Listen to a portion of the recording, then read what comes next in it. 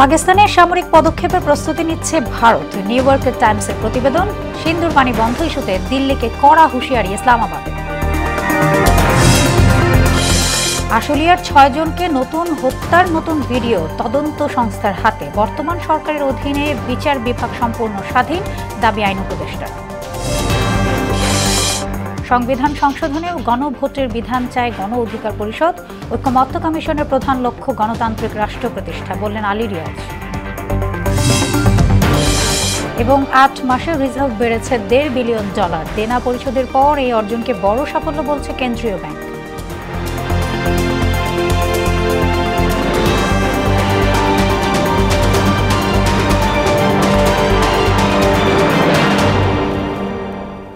আসসালামু আলাইকুম, সবাইকে মোহনা সংবাদে স্বাগত। শুনছিলেন শিরোনাম, আর পুরোটা সংবাদ জুড়ে আছি আমি সোনিয়া ইসলাম। এবারে বিস্তারিত। শুরুতেই ভারত পাকিস্তান স্নায়ুযুদ্ধ প্রসঙ্গ। পহেলগাম হামলার জেরে পাকিস্তানে সামরিক পদক্ষেপের প্রস্তুতি নিচ্ছে ভারত। এক প্রতিবেদনে কথা জানিয়েছে প্রভাবশালী মার্কিন সংবাদ মাধ্যম নিউ ইয়র্ক টাইমস। এদিকে ভারতীয় সেনারা ইসরায়েলের মতন ধ্বংসযজ্ঞ চালাচ্ছে বলে অভিযোগ করেছেন কাশ্মীরের মানুষ। অন্যদিকে সিন্ধু নদের পানি বন্ধের সিদ্ধান্ত না পাল্টালে ভারতকে চরম খেসারত দিতে হবে বলে হুঁশিয়ারি দিয়েছেন পাকিস্তানের প্রধানমন্ত্রী শেহবাজ শরীফ। বিস্তারিত কাজী শাহরিনের ডেস্ক রিপোর্টে। পহেলগাম হামলার পর থেকেই তরতর করে পারদ চড়ছে ভারত পাকিস্তান সম্পর্কে। সীমান্তে শক্তি বাড়ানো সহ লাইন অফ কন্ট্রোলে 4 দিন ধরে গোলাগুলি চলছে দুদেশের সেনাদের মধ্যে। চলছে পাল্টাপাল্টি হুমকি ধামকি, টানটান স্নায়ুযুদ্ধ যাতে রক্তক্ষয়ী সংঘাতে রূপ না নেয় সে লক্ষ্যে দুপক্ষকেই ঠান্ডা মাথায় আলোচনার মাধ্যমে সংকট সমাধানের আহ্বান জানাচ্ছেন বিশ্ব নেতারা। এর মধ্যেই ভারতের প্রধানমন্ত্রী নরেন্দ্র মোদী বিশ্বের 1 ডজনেরও বেশি দেশের নেতাদের সঙ্গে ফোনে কথা বলেছেন। রোববার এক প্রতিবেদনে নিউ ইয়র্ক টাইমস জানায়, এ প্রচেষ্টা মূলত কারো সহায়তা চাইতে নয়, বরং পাকিস্তানের সামরিক অভিযানের যৌক্তিকতা তুলে ধরতে চাইছেন মোদী। পহেলগাম হামলার পর থেকেই ক্ষোভের আগুনে জ্বলছে ভারতীয় জনতা। সিন্ধু নদের পানি প্রবাহ বন্ধ সহ দিল্লির 5টি কড়া সিদ্ধান্তের পর ক্ষোভের অনল ছড়িয়েছে পাকিস্তানিদের মাঝেও। দুদেশের জনগণ রাজপথ কাঁপাচ্ছেন উভয় পক্ষের বিরুদ্ধে নানান স্লোগানে।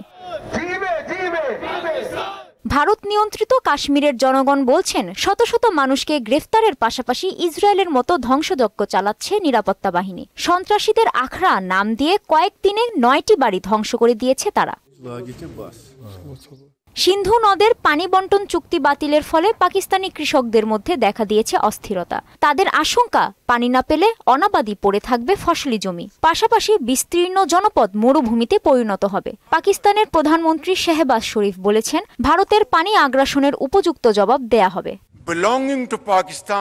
পহেলগামে হামলার পর দুদেশের বাণিজ্যিক, কূটনৈতিক ও রাজনৈতিক সম্পর্ক একদম তলানিতে নেমেছে। পাল্টাপাল্টি পদক্ষেপের জেরে নড়বড়ে হচ্ছে অর্থনীতি। পাকিস্তান বিজনেস ফোরাম বলছে, পাকিস্তানের সঙ্গে ব্যবসায়িক কার্যক্রম বন্ধ হওয়ার কারণে ভারত বছরে প্রায় $1.14 বিলিয়ন বাণিজ্যিক ক্ষতির সম্মুখীন হতে পারে।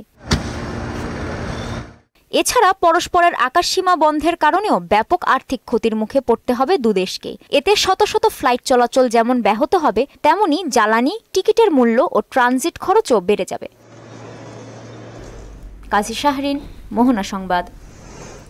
এবার অন্যান্য প্রসঙ্গ। আশুলিয়ার 6 লাশ পোড়ানোর মামলায় তদন্তের শেষ পর্যায়ে এসে হত্যার ভিডিও ফুটেজ হাতে পেয়েছে আন্তর্জাতিক অপরাধ ট্রাইব্যুনালের তদন্ত সংস্থা। এমনটাই জানিয়েছেন প্রসিকিউটর মিজানুল ইসলাম। ফলে নতুন তদন্ত রিপোর্ট দাখিলের জন্য 25 মে পর্যন্ত সময় দেওয়া হয়েছে। এদিকে সাবেক মন্ত্রী দীপমণির প্যারোলের আবেদন আমলেই নেন নাই ট্রাইব্যুনাল। কাজী পাপ্পুর প্রতিবেদন। জুলাই আগস্ট গণ আন্দোলন চলাকালে সাভারের আশুলিয়ায় 6 যুবককে গুলি করে হত্যার পর মরদেহ আগুনে পুড়িয়ে ফেলা হয়। প্রসিকিউশন জানায়, এদের একজনকে জীবিত অবস্থায় পোড়ানো হয়। সোমবার মামলাটির তদন্ত প্রতিবেদন দাখিলের দিন ধার্য থাকলেও প্রসিকিউশন টিম নতুন করে আবারও সময় চান। কারণ হিসেবে হত্যার ভিডিও হাতে পাওয়ার কথা জানান তারা। এই মামলা তদন্ত রিপোর্ট দাখিলের শেষ পর্যায়ে আমরা দেখতে পেলাম যে যারাকে পোড়ানো হয়েছে তাদের হত্যার ভিডিওটা আমাদের সামনে আসছে। এই বিষয়ে তদন্ত সমাপ্ত করার জন্য কিছুদিন সময় দরকার। এই জন্য আমরা 1 মাস সময় চেয়েছিলাম। অনারেবল ট্রাইব্যুনাল এটা মঞ্জুর করেছে। তদন্ত একটা চলমান প্রক্রিয়া।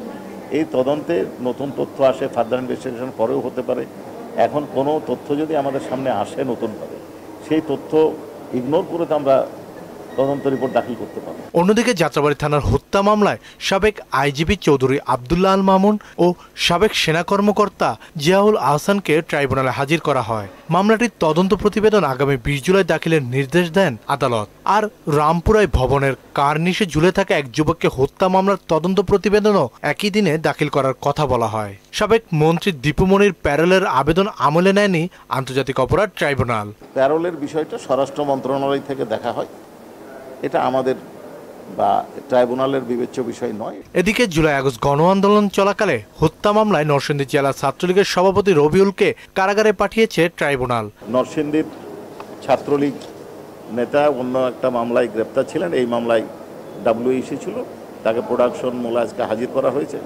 তাকে জেল হাজতে প্রেরণের আদেশ। এদিন 4 মামলায় আইন শৃঙ্খলা বাহিনীর 12 সদস্য সহ মোট 13 জনকে আদালতে হাজির করা হয়।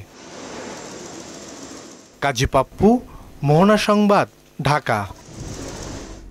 বর্তমান সরকারের অধীনে বিচার বিভাগ সম্পূর্ণ স্বাধীন এমন দাবি করেছেন আইন উপদেষ্টা আসিফ নজরুল। সকালে ওসমানী স্মৃতি মিলনায়তনে জাতীয় আইনগত সহায়তা দিবসের অনুষ্ঠানে কথা বলেন তিনি। সাংবাদিকদের প্রশ্নে উপদেষ্টা বলেন, মন্ত্রণালয়ের মতামত ছাড়াই ইশরাক হোসেনকে মেয়র হিসেবে গেজেট প্রকাশ করা হয়েছে। শামীমুজ্জামান চৌধুরী রিপোর্ট।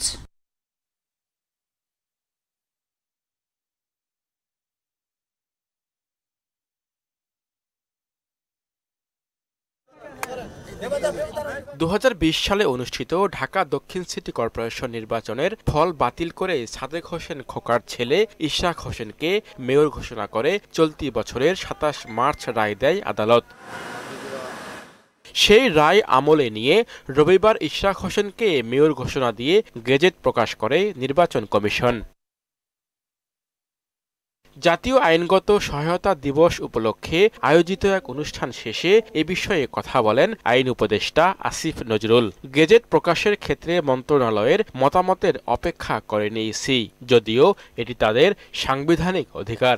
ইশরাক সাহেব বোধহয় আপনার পরে প্লেন পরিবর্তন করেছিলেন, সেই জন্য আমরা একটু দ্বিধান্বিত ছিলাম যে এটা আসলে গেজেট নোটিফিকেশন হবে নাকি এটাকে আপিল করতে হবে, এটা আমরা একটু দ্বিধান্বিত ছিলাম। নির্বাচন কমিশন আমাদের মতামতের জন্য অপেক্ষা করেন নাই, ওনারা নিজেরা গেজেট নোটিফিকেশন করেছেন, এটা ছাড়া আমার কিছু বলার নেই। মেজর সিনহা হত্যা মামলা উচ্চ আদালতে বিচারাধীন থাকায় এক্ষেত্রে হস্তক্ষেপের সুযোগ নেই বলে জানান আইন উপদেষ্টা। বলেন, অন্তর্বর্তী সরকারের আমলে বিচার বিভাগ সম্পূর্ণ স্বাধীন। উচ্চ আদালতে থাকে, হাইকোর্টে থাকে, তখন এটা সম্পূর্ণভাবে হাইকোর্টের এখতিয়ারাধীন বিষয়। এটা কার্যতালিকায় কত নম্বরে আসবে, কবে শুনানি হবে, এটা সম্পূর্ণভাবে স্বাধীনভাবে হাইকোর্ট ঠিক করে। এখানে আইন মন্ত্রণালয়ের কোনো রকম ভূমিকা রাখার কোনো অবকাশ নাই। দিবস উদযাপন অনুষ্ঠানে আইন উপদেষ্টা বলেন, দেশে প্রতি বছর 5 লাখ মামলা হয়, এই জট কমাতে পরিকল্পনা করছে সরকার। 6 মাসের মধ্যে আমরা জাতীয় আইনগত সেবা প্রদানকারী সংস্থাকে এমন একটা পর্যায়ে উন্নীত করব যেখানে অন্তত 1 লক্ষ মামলার নিষ্পত্তি হবে।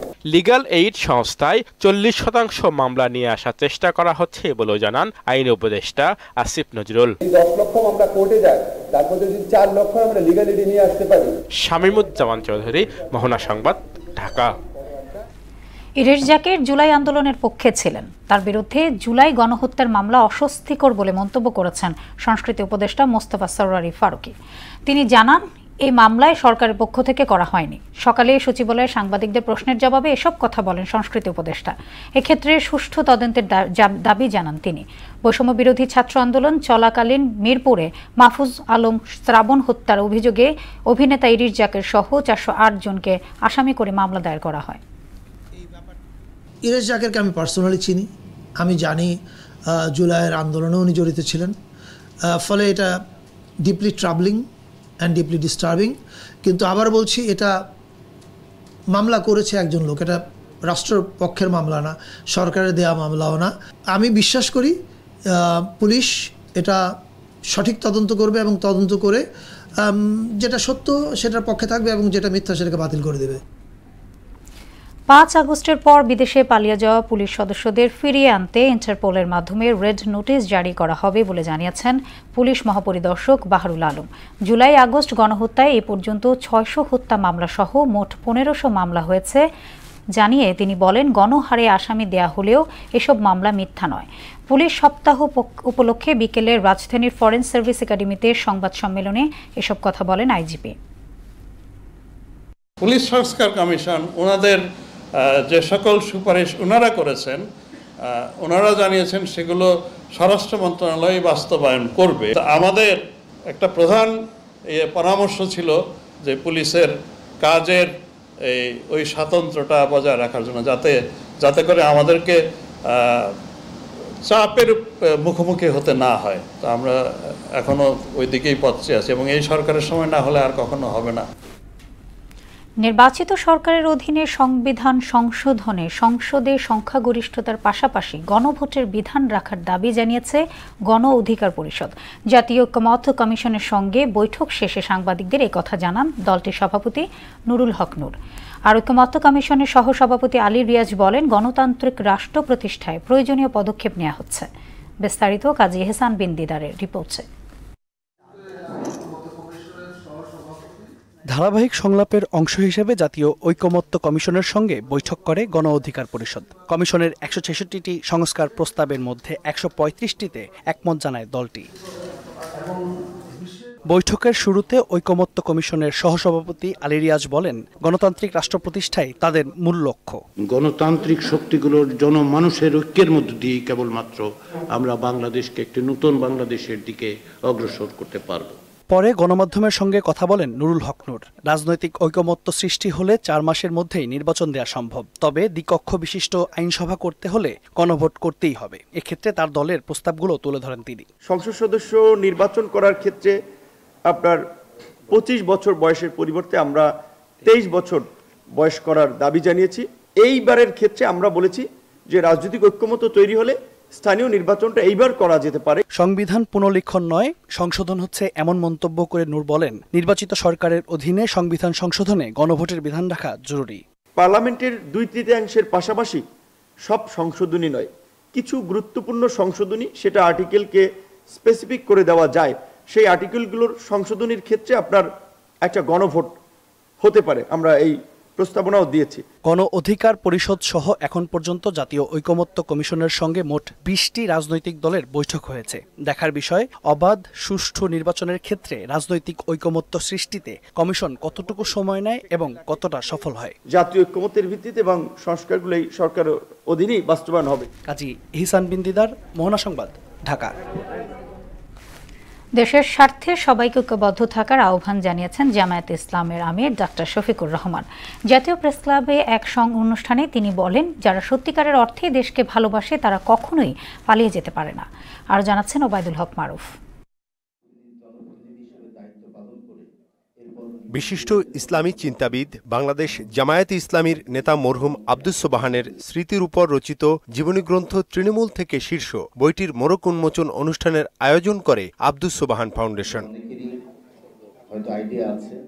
অনুষ্ঠানে উপস্থিত রাজনীতিকরা আব্দুস সোবহানের চারিত্রিক গুণাবলী উল্লেখ করে মিথ্যা মামলায় বিচারিক হত্যাকাণ্ডের দ্রুত বিচারের দাবি জানান। যারা সমাজ সংস্কার করে তারা সুফল ভোগের জন্য করে না, যারা সংগঠন তৈরি করে তারা নেতৃত্বের জন্য লালায়িতও থাকে না। যে সমাজ ও জনগণ এই নির্লোভদের কদর করে না, সেই সমাজ ও জাতির দুর্ভোগ ঘোচে না। বাংলাদেশ জামাত ইসলামীর কোন একটা ছোট্ট কর্মীও এই ভয়ে বাংলাদেশ থেকে পালিয়ে যায় নাই। ভারতের দালালরাই বাংলাদেশ থেকে পালিয়ে ভারতে চলে গেছে। এই ফ্যাসিবাদ বিরোধী, আধিপত্যবাদ বিরোধী এই সমস্ত নেতৃবৃন্দের জীবনীকে অধ্যয়ন করতে হবে।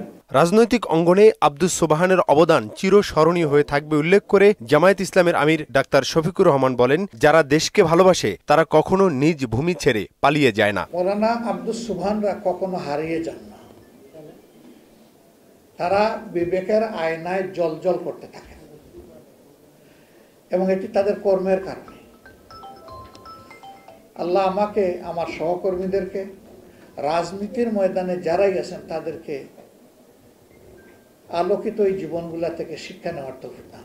আলোচনা শেষে আব্দুস সোবহানের স্মৃতির উপর রচিত জীবনী গ্রন্থের মোড়ক উন্মোচন করেন জামায়াত আমির। ওবায়দুল হক মারুফ, মোহনা সংবাদ, ঢাকা। দ্রুত জাতীয় নির্বাচন দাবিতে তরুণ সমাজকে ঐক্যবদ্ধ করতে নতুন কর্মসূচি ঘোষণা করেছে বিএনপির ৩ সহযোগী সংগঠন ছাত্র, যুব ও স্বেচ্ছাসেবক দল। সকালে নয়াপল্টনে বিএনপির কেন্দ্রীয় কার্যালয়ে যৌথ সংবাদ সম্মেলনে দেশব্যাপী তারুণ্যের সমাবেশের এই কর্মসূচি দেয়া হয়। দেশের 10টি সাংগঠনিক বিভাগকে 4টি বৃহত্তর বিভাগে ভাগ করে কর্মসূচি পালন করবে তারা। ব্রিফিংয়ে যুব দলের সভাপতি আব্দুল মুনায়েম মুন্না বলেন, বিএনপির ভারপ্রাপ্ত চেয়ারম্যান তারেক রহমানের নির্দেশনায় জনসম্পৃক্ততা তৈরিতে কাজ করা হবে।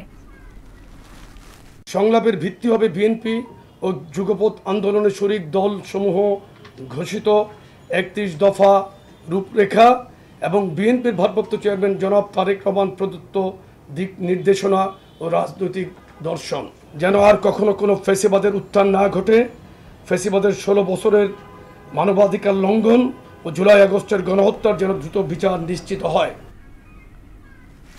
মধ্যরাতে শুরু হচ্ছে পবিত্র হজের ফ্লাইট। এবছর ৮৭,১০০ জন বাংলাদেশি মুসল্লি সৌদি আরবে পবিত্র হজ পালন করতে যাচ্ছেন। প্রথম দিনে ৪১৯ জন হজযাত্রী সৌদি আরবের উদ্দেশ্যে ঢাকা ছাড়বেন।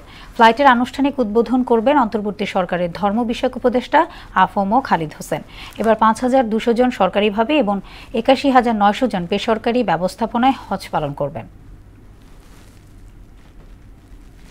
আরও ৫ দিন বৃষ্টিপাত অব্যাহত থাকবে বলে জানিয়েছেন আবহাওয়া অধিদপ্তর। ময়মনসিংহ, সিরাজগঞ্জ, সুনামগঞ্জে ভারী বৃষ্টি ও বজ্রসহ বৃষ্টির সম্ভাবনা রয়েছে বলে জানান আবহাওয়াবিদ AKM নাজমুল হক। দেশের সর্বোচ্চ বৃষ্টির রেকর্ড হয়েছে সিলেটে ১০১ মিলিমিটার। রাত আর দিনের তাপমাত্রা উল্লেখযোগ্য পরিবর্তন থাকবে না।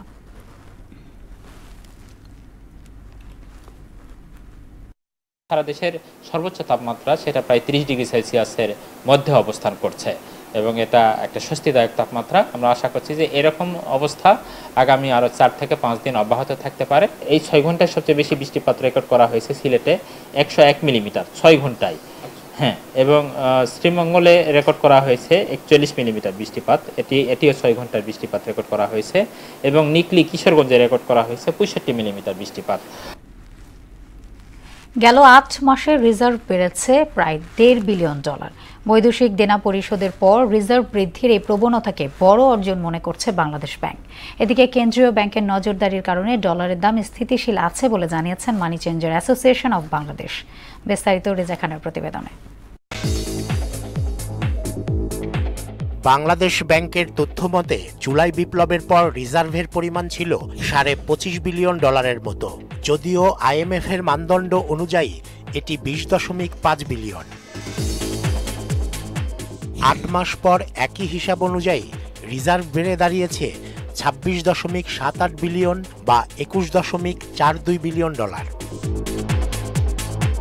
ভঙ্গুর পথযাত্রায় এ সময়ে $১.৫ বিলিয়ন রিজার্ভ বৃদ্ধিকে বড় অর্জন বলে মনে করছেন বাংলাদেশ ব্যাংকের মুখপাত্র ও নির্বাহী পরিচালক আরিফ হোসেন খান।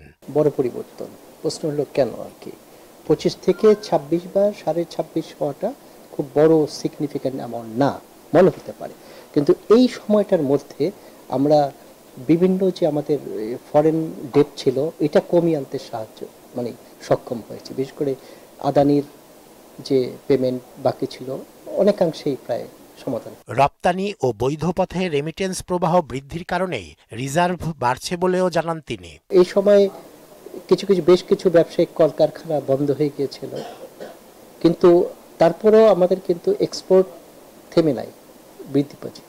এক্সপোর্ট বৃদ্ধি পাওয়া এবং রেমিটেন্স প্রবাহ বৃদ্ধি পাওয়া এই দুইয়ের কিউমুলেটিভ ইম্প্যাক্টই হচ্ছে এই পজিটিভ ইম্প্যাক্ট পড়াটা রিজার্ভ বৃদ্ধির পিছনে। এদিকে ডলারের দাম বাংলাদেশ ব্যাংক নির্ধারিত ১২২ টাকায় স্থিতিশীল হওয়ায় খোলা বাজারে চাপ কমেছে বলে জানান মানি চেঞ্জার্স অ্যাসোসিয়েশন অব বাংলাদেশের সভাপতি। বিগত দিনে দেখা গেছে সাপ্লাই চেইন ঠিক না রেখে ডিমান্ড কন্ট্রোল করতে গেছে, তার পরিপ্রেক্ষিতে ডলারের বাজারের অস্বাভাবিকতা বৃদ্ধি পেয়েছিল, কিন্তু বর্তমানে আপনার সাপ্লাই চেইনটা ঠিক আছে। আন্তর্জাতিক বাজারের সঙ্গে ডলারের দাম সামঞ্জস্যপূর্ণ হওয়ায় হুন্ডিও কমে গেছে বলে জানান তিনি। রেমিটেন্সের ক্ষেত্রে হুন্ডি একটা প্রবণতা, সেটা ধরেন 80% এখন নাই, আর এইটা নাই বিদায় 80% নাই বিদায় কিন্তু আপনার রেমিটেন্স বেড়েছে। রেজা খান, মোহনা সংবাদ, ঢাকা।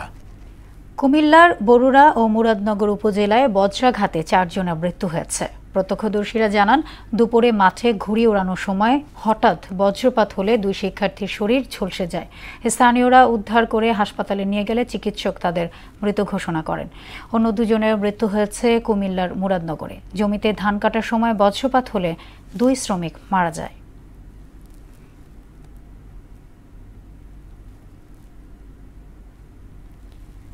গাজীপুরের বাসন থানা এলাকায় রান্নার সময় গ্যাস সিলিন্ডার লিকেজ থেকে বিস্ফোরণে দগ্ধ 5 জনের মধ্যে সীমা নামে এক নারী চিকিৎসাধীন অবস্থায় মারা গেছেন। সকাল 9:15টার দিকে জাতীয় বার্ন ও প্লাস্টিক সার্জারি ইনস্টিটিউটে তিনি মারা যান। আবাসিক সার্জন ডক্টর শাওন বিন রহমান জানান, বিস্ফোরণে সীমা শরীরের 90% দগ্ধ হয়ে যায়। হাই ডিপেন্সি ইউনিটে থাকা অবস্থায় তিনি মারা গেছেন।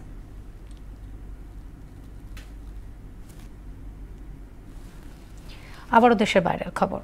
মধ্যপ্রাচ্যের গৃহযুদ্ধ কবলিত দেশ ইয়েমেনে হুতি নিয়ন্ত্রিত উত্তর পশ্চিম অঞ্চলে হামলা চালিয়েছে যুক্তরাষ্ট্র। এতে অন্তত 68 আফ্রিকান অভিবাসী নিহত এবং 47 জন আহত হয়েছে। সোমবার সাদা প্রদেশের একটি বন্দিশালায় বিমান হামলা চালালে হতাহতের এই ঘটনা ঘটে।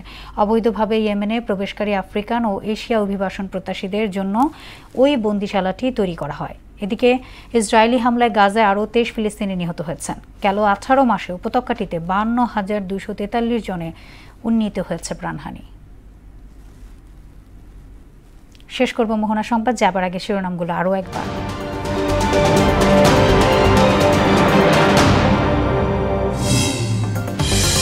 পাকিস্তানের সামরিক পদক্ষেপের প্রস্তুতি নিচ্ছে ভারত। নিউ ইয়র্ক টাইমসের প্রতিবেদন। সিন্দুর পানি বন্ধ ইস্যুতে দিল্লিকে কড়া হুঁশিয়ারি ইসলামাবাদে। আশুলিয়ায় 6 জনকে হত্যার নতুন ভিডিও তদন্ত সংস্থার হাতে। বর্তমান সরকারের অধীনে বিচার বিভাগ সম্পূর্ণ স্বাধীন, দাবি আইন উপদেষ্টা। সংবিধান সংশোধনে গণভোটের বিধান চায় গণ অধিকার পরিষদ। ঐকমত্য কমিশনের প্রধান লক্ষ্য গণতান্ত্রিক রাষ্ট্র প্রতিষ্ঠা, বললেন আলী রিয়াজ।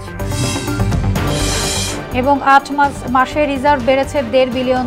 দেনা পরিশোধের পর এই অর্জনকে বড় সাফল্য বলছে কেন্দ্রীয় ব্যাংক।